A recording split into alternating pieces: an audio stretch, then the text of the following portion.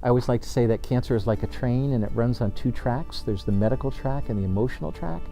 Again, we have a great, strong medical track because we have such wonderful institutions, both on the South Shore and in Boston. But we need to make sure that emotional track is strong. And at the start of the new millennium, two women decided to do just that.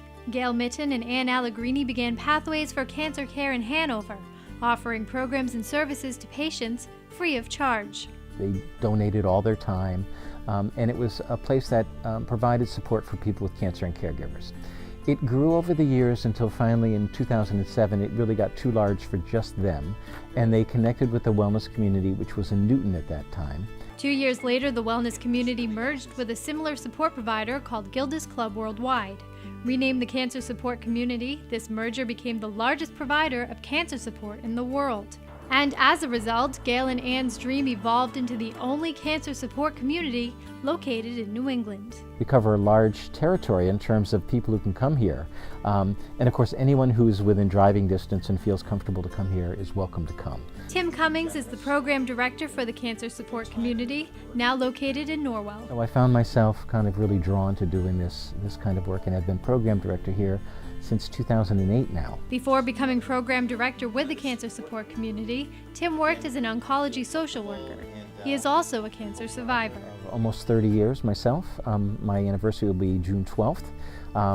Life takes turns that kind of leads you in directions that maybe you ought to be in, and so here I am.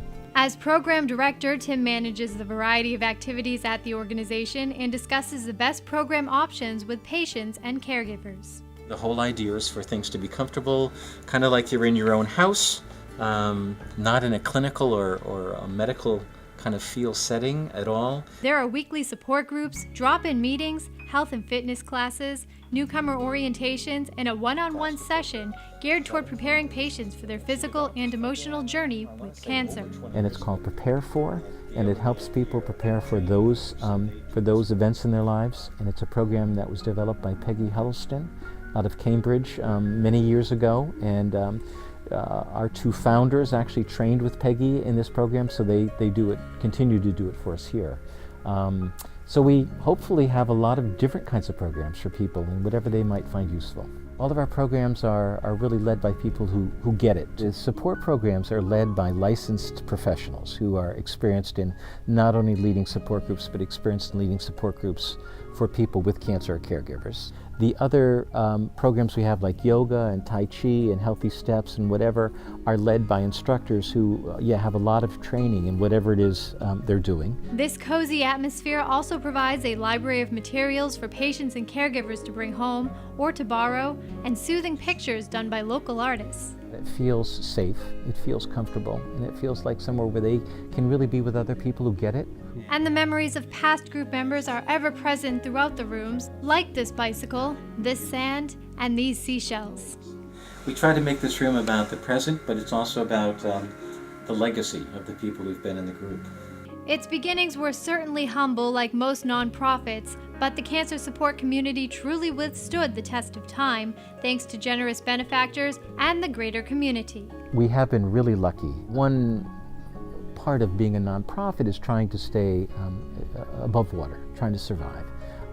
And we were struggling a couple of years ago. The Norwell VNA came to the rescue, supporting the programs and making the cancer support community a division of its foundation. The Friends of the Mel Foundation and the Christine M. Sullivan Foundation have also made significant impacts. They just help us really survive and grow. And then there are the fundraisers. Yacht clubs, town employees, and civic groups have all banded together to keep the center thriving. Even Bob's Discount Furniture provided a grant for all the furniture you see here. One of the things that I notice as program director is that I'm always having to look towards new programs that are going to be important for people. One of the new things we're going to have, for example, in the fall is a program for kids called Kids Support, and it'll be a program for kids who have a parent or a grandparent or a sibling with cancer.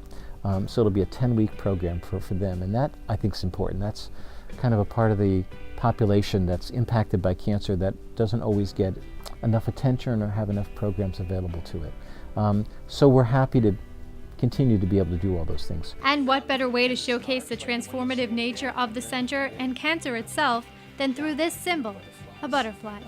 We try to have as many butterflies around as possible. We have a butterfly release every summer. What this is all about is either in honor or in memory of people. People can buy a butterfly and have it up on our wall, and that person's name will be on our wall for the year. For more information, you can visit cancersupportcommunityma.org.